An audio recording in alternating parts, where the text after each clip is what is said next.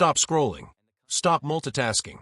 Because what just happened around Kevin Stefanski isn't normal NFL drama. It's a full-blown public reckoning, and everyone saw it unfold in real time. Picture this: the NFL Combine. Polished suits. Executives whispering in corners. Scouts with stopwatches. Cameras everywhere. It's one of the most controlled, professional environments in football. And then Kevin Stefanski walks into the building and gets booed. Not awkward silence. Not polite golf claps. Booed. Loudly. At the Combine. That's not just criticism. That's a statement. And if you're a Browns fan, you already know this didn't come out of nowhere. Let's rewind. When Stefanski first arrived in Cleveland, there was real optimism. He wasn't some random hire. He had structure. He had an offensive system. He had Coach of the Year credibility. For a franchise that had been searching for stability like it was buried treasure, he looked like the adult in the room. And for a while, it worked. Playoff appearances. Winning seasons. A locker room that felt like it was finally headed in the right direction. But then came the turning point. Shedeur Sanders. A young quarterback with confidence, poise, leadership, and that unteachable instinct you either have or you don't. Browns fans saw it. Analysts saw it. The locker room felt it. And somehow, it felt like the head coach didn't. Let's talk about that two-point conversion. You remember it. Critical moment. Game on the line. Season hanging in the balance. And instead of putting the ball in the hands of your franchise quarterback, Stefanski called a play that essentially removed Sanders from the equation. That wasn't creativity. That wasn't genius. That wasn't next-level chess. That was a message. Whether intentional or not, it screamed, "I don't trust him." And once fans saw that, they couldn't unsee it. The rest of the season followed the same strange rhythm.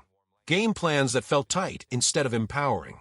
Situations that seemed to magnify mistakes instead of build confidence. Press conferences that felt cold when talking about a quarterback who clearly had the room's respect. It started to feel less like development and more like friction. And here's the thing about NFL fans, especially Browns fans, they pay attention. They remember every snap, every quote, every subtle shift in tone. Fast forward to the end.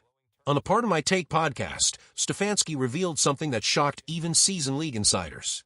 Owner Jimmy Haslam called him on a Thursday, not after the season ended, not after final evaluations, but before the final regular season game. 3 days before the finale against Cincinnati, and told him it was over. Think about that. In a league where owners usually wait, analyze, deliberate, Haslam didn't. The decision was made before the final whistle of the season ever blew. That's not a gray area firing. That's clarity. To Stefanski's credit, he handled it publicly with class. He said he appreciated the heads up. Said he understood the business. No bitterness. But here's where things get uncomfortable. Shortly after, the NFLPA coaching grades dropped. Every year, players anonymously evaluate their coaches. Not media. Not fans. Not executives. Players. The men in the building. Stefanski ranked dead last. A C-. Lowest grade in the entire league. Below first-year head coaches. Below rebuilding teams. Below everyone. You don't finish 32nd out of 32 by accident. That's not bad luck. That's not injuries. That's not media bias. That's your locker room speaking. And right when that grade went public, something else happened. Kevin Stefanski suddenly couldn't stop praising Shedeur Sanders. "I loved coaching him. He's wired the right way. He has the right makeup. I'm rooting for him." Now let's be honest. Those are great things to say. If you're a young quarterback, you'd love hearing that from your former coach. But here's the question fans are asking, and it's a fair one.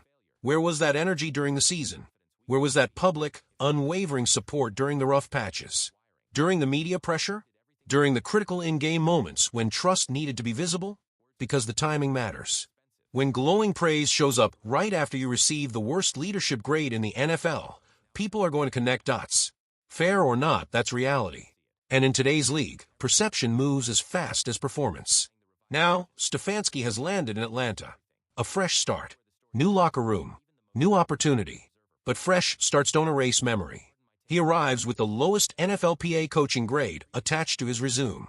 He arrives having been fired before his final game. He arrives having been booed at the Combine. That baggage doesn't disappear at baggage claim. Meanwhile, Shedeur Sanders? He survived. That might be the most important part of this entire story. Despite the tension. Despite the questionable decisions. Despite a season that often felt like swimming upstream, Sanders showed resilience, leadership, growth. The Browns made their choice. They chose the quarterback. And that's the part that stings the most for Stefanski's legacy in Cleveland. Not the firing, not the grade, not even the boos. It's that when forced to pick a direction, the organization hitched its future to the young quarterback, not the two-time coach of the year. That's telling. Now look, coaches evolve. Perspectives change. It's entirely possible Stefanski genuinely believes every positive word he's now saying about Sanders. Reflection can do that. But in the NFL, credibility is built slowly and lost quickly. And when actions during the season don't align with words after the season, trust becomes fragile. Fans aren't goldfish. They don't forget what they watched. They remember the play calls. They remember the body language. They remember the silence. And when they booed at the combine, it wasn't just about one season. It was about perceived belief, or the lack of it. This is a league built on alignment, ownership, coaching staff, quarterback. When one piece breaks from the others, the cracks spread fast. For Stefanski, Atlanta becomes a proving ground. Can he rebuild trust? Can he connect with the locker room? Can he show that whatever went wrong in Cleveland was a lesson, not a pattern? Time will tell. But here in Cleveland, the page has turned. And if you're riding with us here on Browns Breakout, you already know this franchise is entering a new chapter. One centered around a quarterback who endured the storm and came out stronger. That's not just football. That's resilience. So here's the real question moving forward. Was this a miscalculation by a coach under pressure or a fundamental disconnect that was always going to explode? Drop your thoughts in the comments. I want to hear where you stand on this. And if you've been following this saga from day one, make sure you like and subscribe so you don't miss what's coming next, because if this offseason has taught us anything, it's that in the NFL, reputations can flip overnight, but receipts last forever. And Cleveland remembers. For Atlanta, this becomes a high-stakes experiment. Can Stefanski rebuild trust from the ground up? Can he reconnect with players in a way that resonates? Can he prove that Cleveland was circumstance, not pattern? That's the challenge. But here in Cleveland, the page has turned.